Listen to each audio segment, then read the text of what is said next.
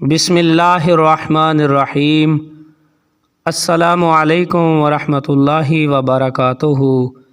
معزز ناظرین، آپ دیکھ رہے ہیں میرا یوٹیوب اسلامک چینل معاویہ لو اسلام، اور میں ہوں قاری وقار گوندل۔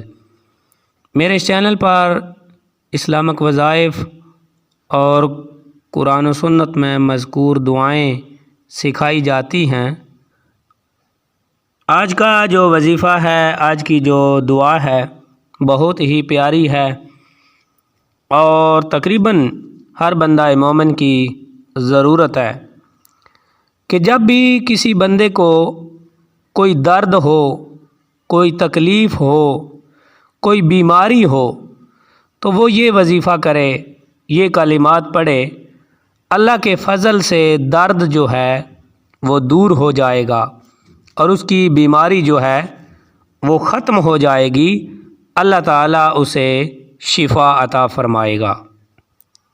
تو احباب وقار، اس کا پورا طریقہ کار جو ہے وہ بھی صحیح سمجھ لیں اور پھر اس کے مطابق عمل کرنے کی کوشش کریں۔ سب سے پہلے میں اس روایت کا آپ کو حوالہ بتا دیتا ہوں۔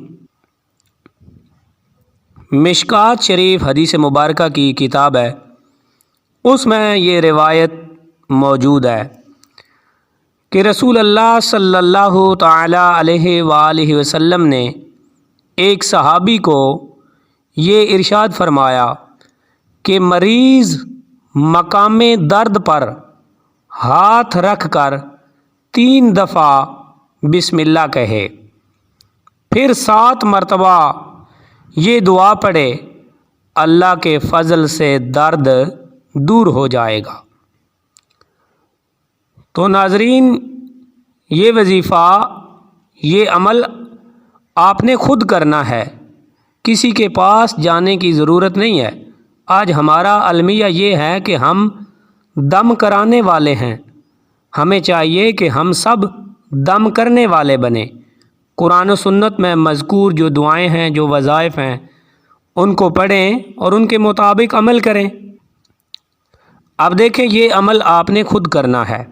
جو بھی مریض ہے، جو بھی بیمار ہے، جس کو کسی بھی جگہ پر درد ہے، تو اپنا ہاتھ اس درد کے مقام پر رکھے اور پہلے 3 مرتبہ بسم اللہ کہے، اس کے بعد 7 مرتبہ یہ وظیفہ پڑھے، اعوذ بعزت اللہ وقدرتہ من شر ما اجد واحاذر۔ دوبارہ پڑھتے ہیں، اعوذ بعزت اللہ وقدرتہ من شر ما اجد واحاذر، کہ میں پناہ لیتا ہوں اللہ کے غلبے اور اس کی قدرت کی ہر اس تکلیف سے جسے میں پاتا ہوں اور اس سے بچنا چاہتا ہوں۔ تو احباب وقار، آپ نے کلمات بھی سن لیے، وظیفہ بھی سن لیا، دعا بھی سن لی اور اس کا ترجمہ بھی سن لیا۔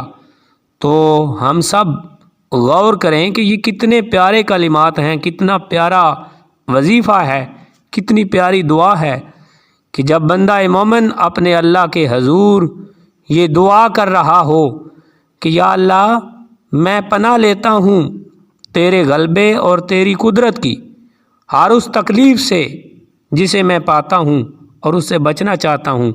جب ان کلمات کے ساتھ اپنے اللہ کے حضور دعا مانگے گا تو پھر اللہ تعالیٰ اس کی دعا کو قبول کیوں نہیں کرے گا، اس کی تکلیف کو دور کیوں نہیں کرے گا، اس کے درد کو ختم کیوں نہیں کرے گا۔